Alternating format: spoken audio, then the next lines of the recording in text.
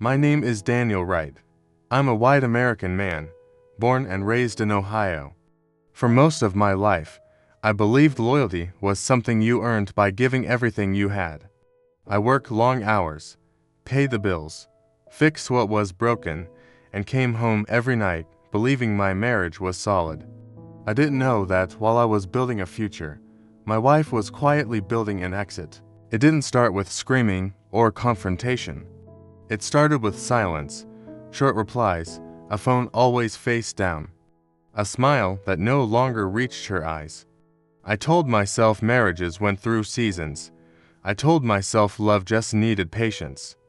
What I didn't know was that patience was only teaching me how to endure betrayal before I could name it. One night, I reached for her phone to check the time. She grabbed it like I was stealing something precious. That moment stayed with me, not anger, not fear, just a quiet certainty that something had shifted. Trust doesn't shatter loudly, it thins out first, like ice before it breaks. I never went looking for proof, the proof found me. An unfamiliar name, a message preview. I missed last night, that was all it took. My hands didn't shake, my heart didn't race. I just felt hollow, like someone had removed something essential and forgotten to tell me. When I asked her, she didn't deny it, she sighed, as if I had finally exhausted her patience. She said it just happened, she said she felt lonely. I listened, nodding, realizing that explanations don't soften betrayal, they only make it more detailed. That night, I slept on the couch.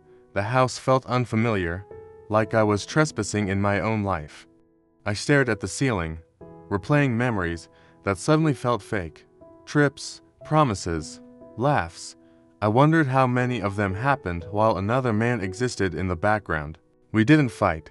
We negotiated the end of us like strangers closing a business deal. Divorce papers, logistics, silence. She cried once. I didn't. Grief hadn't reached me yet. It was still waiting for permission. When the apartment was empty, I realized how loud absence can be. Every room echoed with what should have been there. I packed my life into boxes and understood that staying in the city would only trap me inside memories I didn't consent to keep. So I left. No dramatic goodbye, no announcement.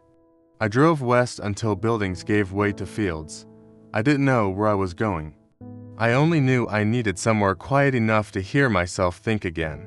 I found a small rural town in Montana, the kind of place most people only pass through. White wooden houses lined quiet roads. The sky felt wider there, like it had room to breathe. Mornings came slowly, without sirens or traffic. I rented a modest cabin with creaking floors and an old porch facing the mountains. When I stepped outside that first morning, my chest loosened. For the first time in months, breathing didn't feel like work. Healing didn't arrive like a revelation or some dramatic moment of clarity. It arrived disguised as routine, chopping wood until my hands ached, making coffee the same way every morning, watching the sun rise without reaching for my phone. Back in the city, distraction was survival. Silence felt dangerous. Out here, stillness was unavoidable, and slowly, I realized it wasn't trying to hurt me, it was trying to hold me. That's where I met Ethan, a white American farmer with rough hands and steady eyes. He didn't ask why I was there, he didn't pry. He just nodded and invited me to help fix a fence. Sometimes healing doesn't start with words. Sometimes it starts when someone trusts you with something simple and doesn't expect anything in return.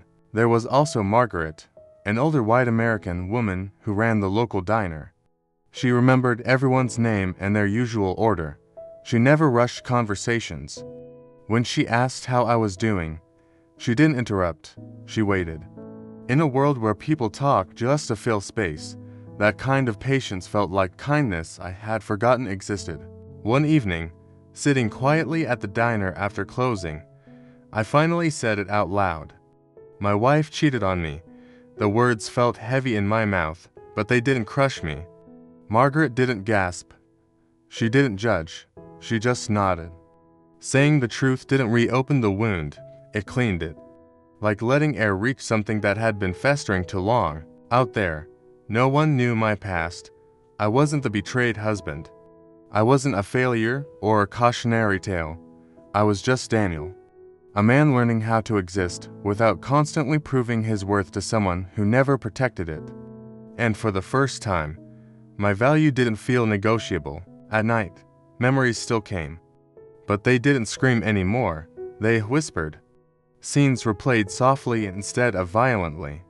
And I learned that whispers are easier to live with when you finally understand which voices deserve your attention and which ones were never speaking the truth to begin with. I stopped blaming myself. Love doesn't fail because one person wasn't enough. It fails because someone chose secrecy over honesty.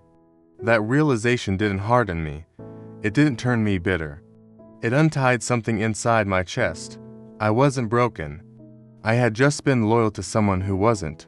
Weeks passed, then months. I laughed again, real laughter, the kind that surprises you when it escapes your mouth. I caught myself enjoying small moments, and I understood something important. I wasn't healing to return to my old life.